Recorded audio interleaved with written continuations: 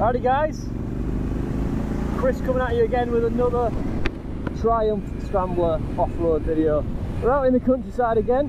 While we're on the way, talk about some things that I'm doing recently. Obviously this has been the first Scrambler video in maybe 3 weeks. I uploaded the bobber test ride the other day, but I actually haven't been riding that much on the Scrambler, pretty much because I'm saving up my money to go to Europe at the end of next month.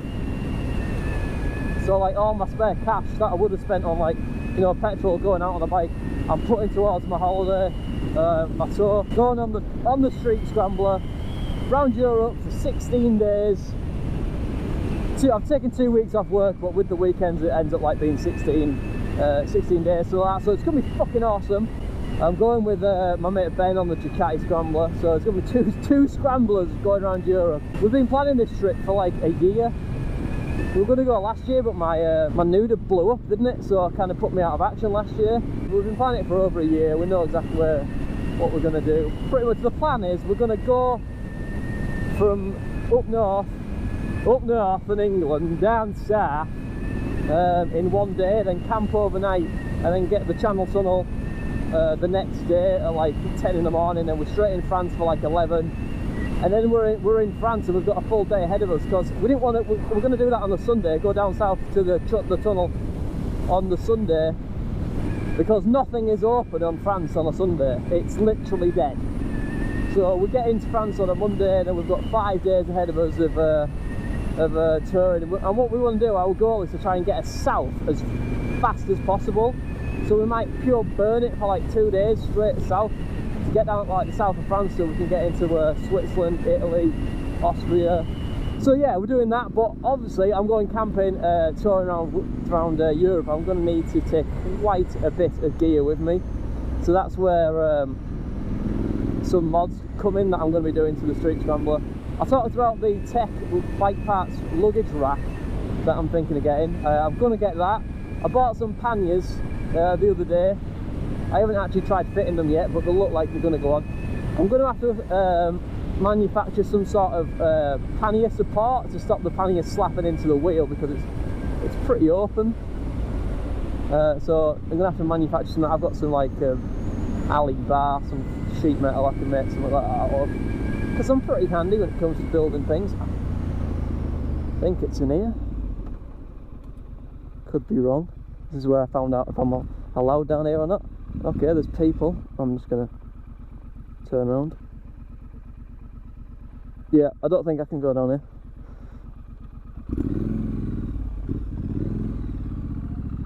That one's out of commission. So I'm gonna have to manufacture some pannier supports. I might see if I've got enough material left, I might see if I can make some sort of support so I can put the right hand side pannier on over the exhaust. If I can do that, that'll be mint. But I'm not holding my breath. So with the luggage rack, the luggage rack that comes on it already, and the pannier, one pannier, I think I've got a lot of carrying, and I've got a bunch of Kriega US bags, like waterproof bags, plus a big long roll bag. So I think I'll be able to carry everything I need for 2 weeks quite easily when I've done all this and got myself sorted out. The bike's doing absolutely mint on fuel. I'd filled up yesterday and I went all the way out to West Yorkshire and back. And I've got 170 miles on the range. I uploaded a photo on Instagram on Monday, well, earlier on today, because today is Monday. 179 miles, man, out of a 900cc bike with a 12-litre tank. That's fucking incredible. Like, what magic did Triumph do to this engine to get that type of economy out of it? I do not know, but man, that is amazing. Anyway, I think that track would have gone down the side of that woodland, but I know where there's a few more, so we're going to give them a try instead. That's disappointing, because that one looked pretty good. But yeah, I hope you guys are going to enjoy that. I'm going to try and film as much as I can. I need to get some more SD cards and stuff. Film as much as I can, because it's going to be amazing. This place is mint. I thought this was going to be a bit more off-road, but never mind. It's quite a nice ride through the woods. So what we're going to be doing, we're going to be like camping. That pigeon was like wanting to get hit there.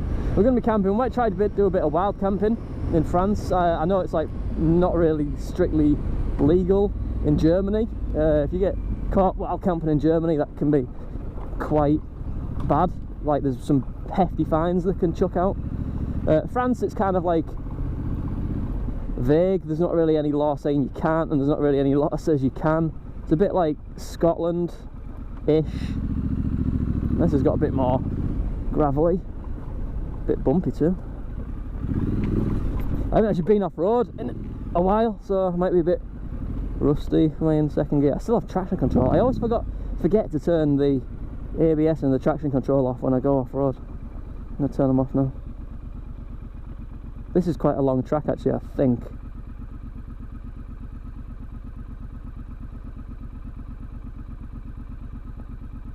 Yeah, I can do skids again. So the last video I put up was, apart from the bobber test ride, was when me and Ben went in the Dales and we went up that really steep track. And that, I'll tell you right, that track was hella steep. You couldn't really tell on the video, but it was actually really steep and it was really bumpy. It made this look easy. It was gravelly, big massive boulders, and Ben's not like been off-road properly on his Scrambler yet, so he was kind of like shitting it a bit. I don't blame him, to be honest, it's an expensive bike, but the more you do it, the better you get, don't you, obviously. So we might try to do a bit of that in Europe when we're there, like, you know, down some fire roads in the woods and shit, and then camp in the forests, that kind of deal. Be pretty fun. Oh god, these bumps are killer.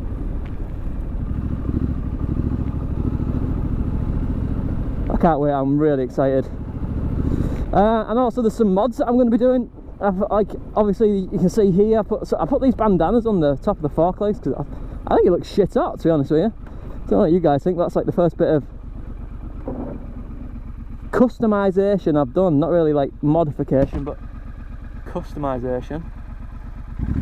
I have got some, I want to change the grips, I don't want to change the bars, but I kind of want to put a brace on for the proper Scrambler, maybe Renthal grips on,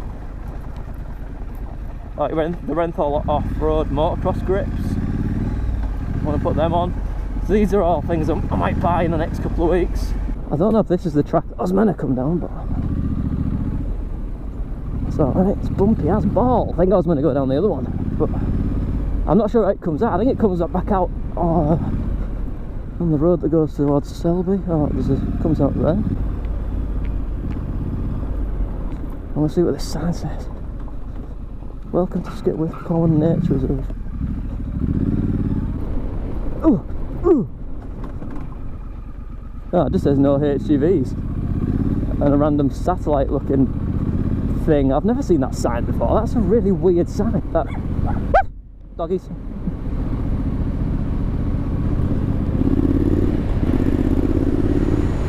I might pop a U-turn and go back up there. That was pretty fun.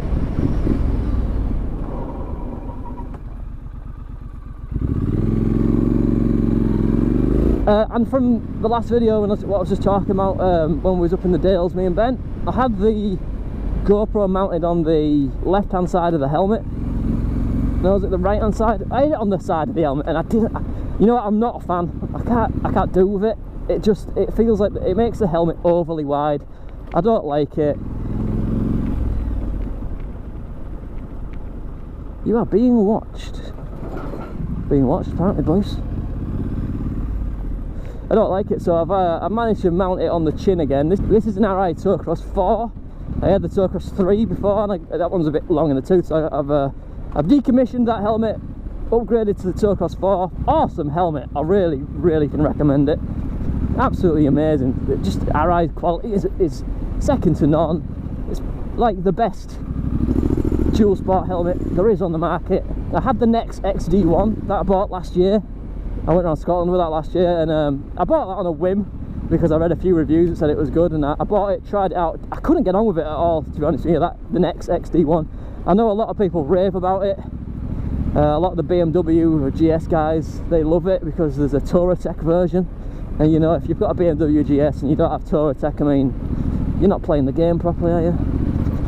But I couldn't get on with it. It just felt too big. It felt overly like deep in the chin. Didn't like it at all. Alright, sheeps.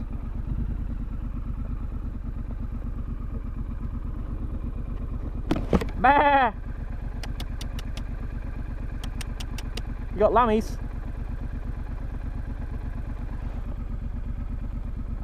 Where did these sheep come from? They weren't here a minute ago. It's mad. You're gonna have to move, mate. Were you with your arms? Oh, should I take the Scrambler on there? No. that's the answer. So I binned that one and I picked up the Towcross 4, and I've got to say I should have just bought the Towcross 4 to begin with. But I don't like the way. The only problem I've had with the Towcross 4 is mounting the GoPro on it. The sides, you can do it, but like I said, I don't like it, so I managed to get it mounted on the front in some kind of mad engineering fashion. Cheers, mate. Using cable ties, 3M tape, it's all good. And it works. I did it before on my old one, so I hope it looks good. Better. I prefer it on the chin anyway. You just get the better. You get the better POV, don't you? Because it's all about the POV. Now that is a stack of wood. Holy shit!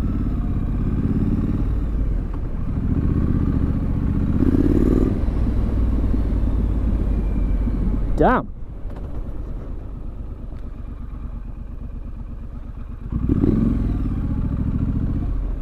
Quite enjoyed that.